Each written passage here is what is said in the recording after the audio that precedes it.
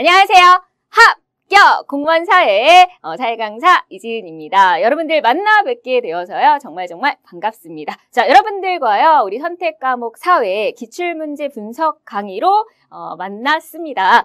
여러분들이 뭐 실전에서 직접 시험 보신 분도 계실 거고요. 이제 사회라는 걸 준비하려고 하는데 어떤 식으로 사회가 나오느냐 나름대로 좀 감 좀 보고 싶다. 그래서 또 이 강의를 찾아오신 분들도 계실 거라 생각이 됩니다. 일단 사회가 어떤 과목인지 약간 성격을 좀 아셔야 되겠죠. 자, 우리가 2013년도부터요. 사회가 선택 과목으로 탁 이제 선정이 됐습니다. 한동안 이제 없었는데요. 자, 여러분들 이 공무원 시험이요. 고등학교 졸업하신 분들부터 이제 우리가 응시를 할 수가 있죠. 그죠? 자, 그러면 그런 분들도 시험 볼 수 있는 과목이 있어야 되잖아요. 그러니까 고등학교 때 우리가 사회를 배우기 때문에 자, 이 사회 과목이 선정됐다. 이렇게 보셔도 이제 무방하실 것 같습니다. 그래서 이 사회에 들어가는 그 내용이 고등학교 때 배운 과목으로 치면요. 첫 번째, 법과 정치라고 하는 과목. 또 옛날에 또 학교를 다닌 분들은요, 법과 정치가 두 과목이었는데, 정말로 두 과목이었어요. 법과 사회, 정치였는데 이게 합쳐졌어요. 그래서 법과 정치, 그리고 또 경제, 그리고 사회문화. 그래서 크게 보면 요즘 교육과정으로 이 세 과목이 합쳐진, 이 과목이 사회입니다. 꽤 많죠. 그죠? 그러니까 이제 방대한 양을 공부를 하셔야 되는데요. 사실 양은 많아도 그만큼 또 생각해 보세요. 나오는 문제 20문제예요. 20문제에서, 이 20문제를 뽑아야 되잖아요. 그럼 중요한 것만 뽑아도 20개가 훨씬 넘겠죠. 자, 그래서 우리가 양은 많지만 상당히 이제 그 깊이는 얕다. 이렇게 보시면 되고요. 중요한 거에서 역시 시험 문제가 나오고 있다. 이렇게 보시면 되겠습니다. 자, 아직은 그렇게 이제 많은 시험이 있지 않아서 2013년도부터 이제 시행이 됐기 때문에요. 자, 그러면 첫 해는 사실 약간의 시행착오가 있었습니다. 사람들이 다들 긴장을 했겠죠. 과연 사회가 어떻게 나올 것인가. 또 아주 옛날 스타일로 암기 위주로 나오진 않을까 했지만 그렇게 쉽지는 않았고요. 아무래도 또 요즘에 고등학생들이 수능 시험을 보잖아요. 대학 가기 위해서. 그 수능을 많이 참고해 보시면요. 자, 이렇게 자료 분석형 문제가 사실은 조금 많이 나왔습니다. 그래서 좀 긴 지문들 이런 것들도 많이 나왔고요. 그래서 이제 첫 해에는 많이 당황하신 분들도 사실은 계셨어요. 하지만 이제 지금 몇 차례 시행이 되니까 2014년도는 확실히 2013년보다 난이도도 좀 쉬워졌고 조금 이제 유형이 정해지고 있습니다. 그래서 어떤 것들이 이제 중요한 내용인지를 좀 파악하시고요. 그리고 지금 몇 번 안 됐지만 나온 문제가 또 여러 번 반복됐거든요. 자, 그 말은 그러면 중요한 건 또 계속 반복해서 내는구나. 자, 이런 것들을 좀 파악하시면 좋겠습니다.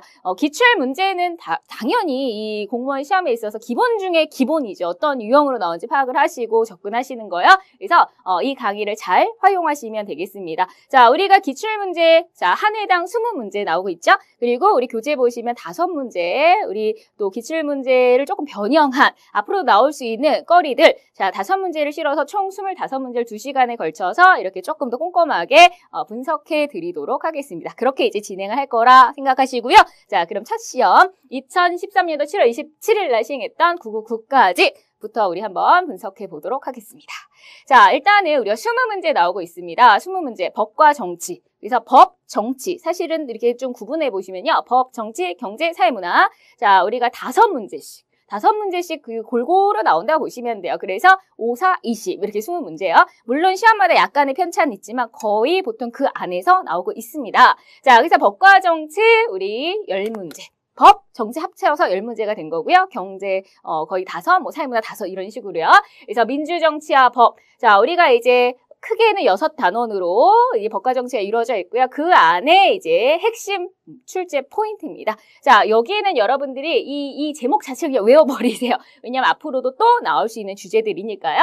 그래서 사회계약론, 선거제도, 주민소환제, 그 다음에 기본권 중에서도 우리 복지와 관련된 사회권, 우리나라 정부 형태, 대통령제지만 우리나라만의 또 특징이 의원내각제적 요소를 따오고 있는데 그 부분이 나왔고요.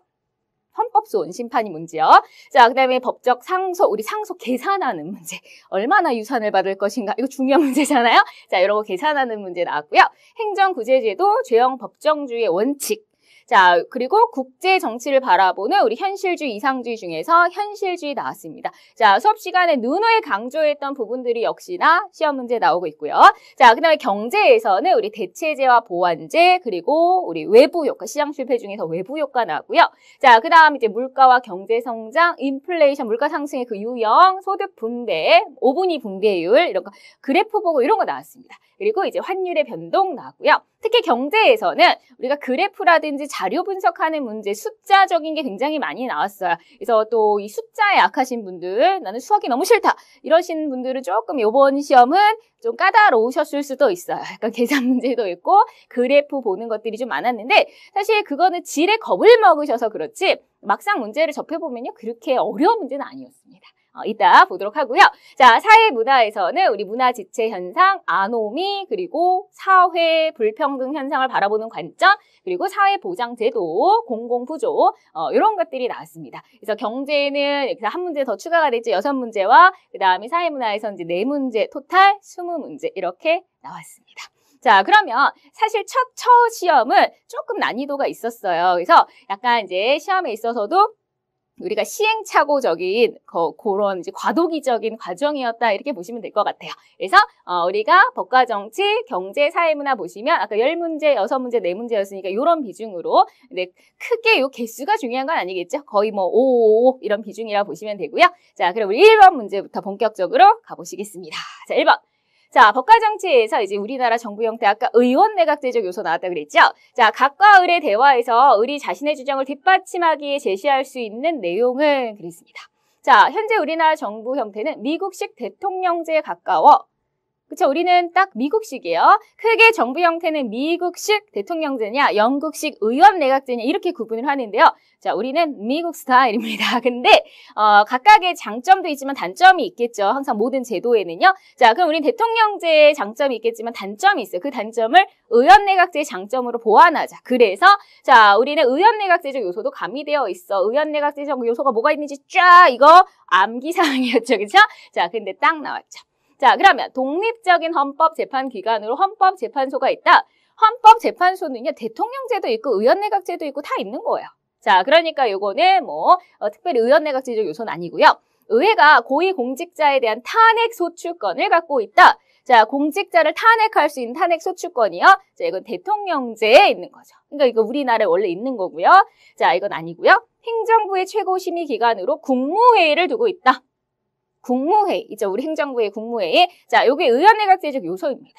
자, 의원내각제적 요소는, 의원내각제는 원래 입법부하고 행정부가 굉장히 어때요? 융합적이죠.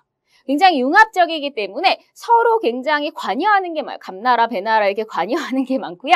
자, 그래서 일단은 국무총리. 우리 의원내각제에서는 총리, 수상이 있잖아요. 근데 우리나라도 대통령이 있고요. 2인자가 부통령이 아니에요. 우리나라 국무총리입니다. 자, 그래서 우리도 총리가 있어요. 의원내각제에는 총리가 있다. 국무총리 제도. 그리고 이런 국무회의가 있다. 그리고 우리 원래는 법은 의회에서 제정하는 거죠. 자, 그런데 행정부에서 이런 법 좀 만들어줘봐. 회의 좀 해줘봐. 이렇게 안건을 던질 수 있어요. 법률안 제안권. 원래는 그러면 안 되는 거잖아요. 원래 대통령제는 철저하게 입법부와 행정부가 하는 일을 나누는 건데, 자, 이렇게 서로 약간 감나라 배나라 하는, 역시 국회에서 국무총리를 해임 만들거나 국무위원 해임할 때 또 해임 제안도 할 수 있고요. 자, 이렇게 서로 왔다 갔다 하는 것들이 많습니다. 그리고 대통령이 국회 임시회를 소집한다든지, 자, 이런 것들이 전부 다 의원 내각제적 요소 이렇게 쫙 암기가 되어 있으셔야 돼요. 자, 대통령이 의회에서 이송된 법률안에 대해서 거부권을 갖고 있다. 대통령의 법률안 거부권. 이건 원래 대통령이 할 수 있는 권한이에요. 그러니까 이건 대통령제입니다. 그러니까 요거와 이건 원래 대통령제고 우리나라 그러니까 원래 있는 거고 요것만 의원 내각제적 요소로 가미가 된 거죠. 그렇죠? 그래서 정답은 3번이세요. 3번. 그래서 요거는 앞으로도 또 나올 수 있는 부분이니까 기억을 해 주시고요. 자, 그다음에 2번 문제 가실게요.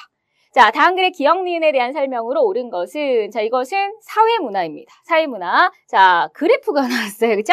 자, 시간이 흐르면 흐를수록 뭐가 속도가 달라지는데요.